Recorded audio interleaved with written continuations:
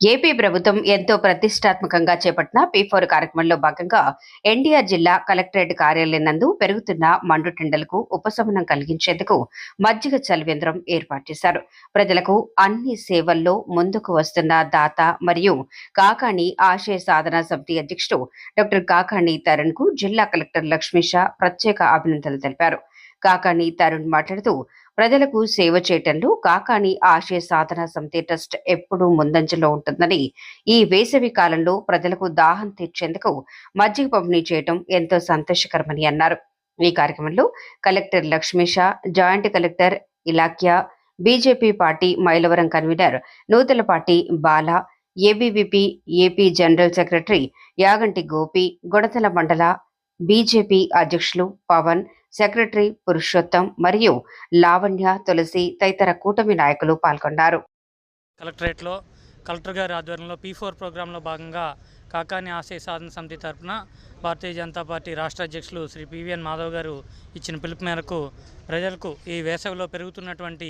ఈ వేడి వల్ల వచ్చేటువంటి తాపాన్ని తట్టుకునేందుకు గాను వారికి చల్లని మజ్జిగ అలాగే చల్లని నీరు అందించేందుకు గాను చలివేంద్రాలు రాష్ట్రమంతటా కూడా ముఖ్యమైనటువంటి కూడళ్ళు ఏర్పాటు చేయమని చెప్పేసి చెప్పటం, అలాగే మరి ఎన్టీఆర్ జిల్లా కలెక్టర్ గారు కూడా సందేశం ఇవ్వడంతో స్పందించి ఇక్కడ అమరావతి బోటింగ్ క్లబ్ మరియు కాకాణి ఆశయ సాధన సమితి వారి తరఫున ఇక్కడ కలెక్టరేట్లో మొట్టమొదటి చలివేంద్రం ఏర్పాటు చేయడం జరిగింది. మరిన్ని చలివేంద్రాలు త్వరలోనే ఏర్పాటు చేయబోతామని చెప్తున్నాం. మరి త్వరలోనే బెన్ సర్కిల్లో ఉన్నటువంటి కాకాణి వెంకటరత్నం గారి విగ్రహం దగ్గర కూడా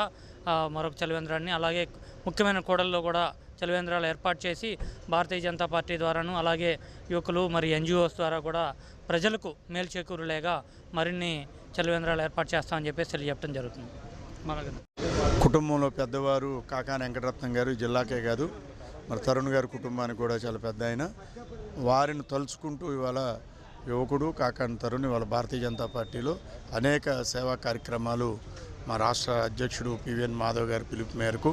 ఇవాళ కలెక్టర్ ఆఫీసులో వచ్చిన వాళ్ళందరికీ కూడా ఇవాళ చల్లటి మంచినీరు మజ్జిగ అందించడం, మొన్న సాంఘిక సంక్షేమ హాస్టల్లో దగ్గర విద్యార్థులు 400 మందికి దగ్గర అందరికి కూడా పొరుపులు అందించడం,